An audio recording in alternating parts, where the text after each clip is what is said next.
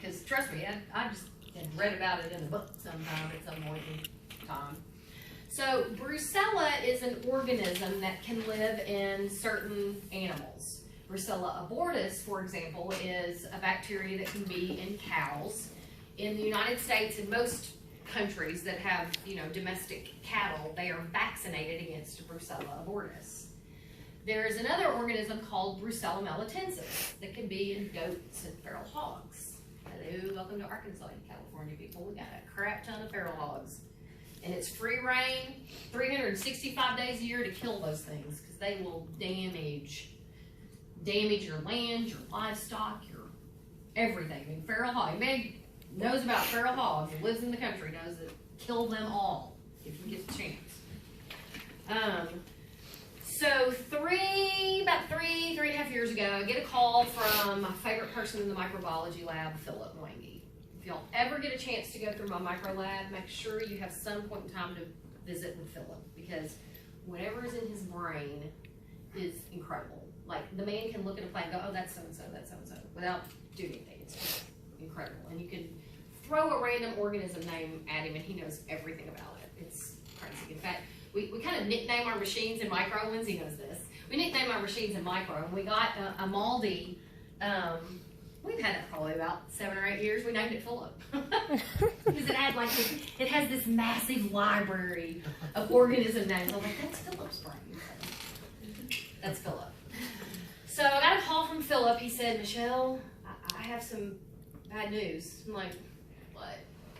And in my mind, I was thinking, oh, it's probably meninge. He said, well, we put this organism on the Maldi, and it couldn't call what it was, so we put it on the Vitek, and it came back as Brucella melitensis. And I was like, I don't know what the hell it is. What? Sometimes I accuse the micro people of cussing at me. I'm like, are y'all cussing me? Like, what are you saying to me right now? Are you making stuff up? I'll see organism names. I was like, okay, micro's making up stuff again to see if we're reading. So I'm like quickly doing Brucella, and the first thing I notice is that it's called a special agent. Now, if y'all don't know what special agents are, they're a small group of organisms that can be used as bioterrorism agents. Brucella is one of those. And the reason is that it can become aerosolized. It can be aerosolized and used as a weapon pretty easily. Tularemia is another one. So I'm Googling Brucella melitensis, and I'm like, okay, why do we have a patient with Brucella melitensis? So there was a guy who had a leg infection. And we took him to the OR, and we IND'd, and when you do an IND in the OR, sometimes you do what's called pulsatile lavage. And so you take, it's like a water pick, right? You're trying to breed back to good, healthy tissue. So the cultures from that grew Brucella melitensis. Now, whenever you have some specific gram-stained organisms that could be questionable agents like Brucella or Tularemia or meninge, there's some pre-testing you do under the hood before you put it on a machine that could potentially aerosolize it.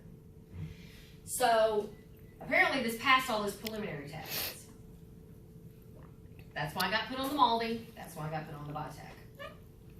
Now, this guy had a leg infection, growing Brucella melitensis. I'll tell you about him in just a minute. But here's why it caused massive pandemonium in the microbiology lab. When you have Brucella aerosolization in the micro lab, you have to prophylax everybody who potentially was exposed because brucellosis can be a very serious illness and can cause death. So the procedure for Brucella exposure in the lab is you give them doxy and rifampin for 10 days, and they have to have serial serology testing for 24 weeks. So every 6 weeks, we have to do lab work on these people just to make sure that they weren't infected with Brucella. So that's massive in and of itself. Generally, the micro lab has what, maybe 6 to 8 people working there at a time? We have 3. Guess what was happening this day in the microbiology lab when they put it on the Maldi? We had an interesting little organism called Babesia from a patient from Northwest Arkansas. And if you've ever seen Babesia on a gram stain in a slide, it's the coolest little thing ever. Every mother effing pathology resident, ID resident, ID doc, pathologist was down around the microscope looking at the Babesia. 28 people later undergoing brucella post-exposure prophylaxis.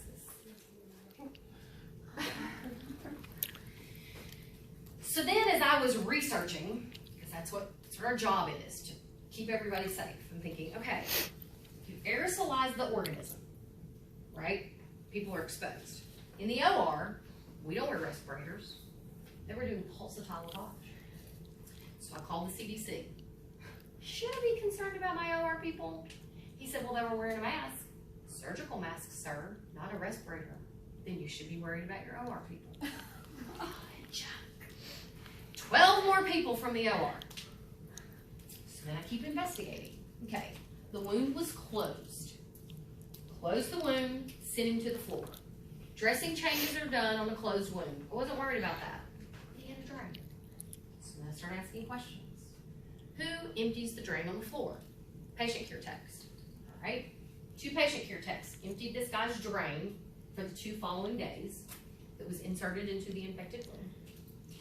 So I interviewed. I was like, when you empty those drains, what do you do with the contents?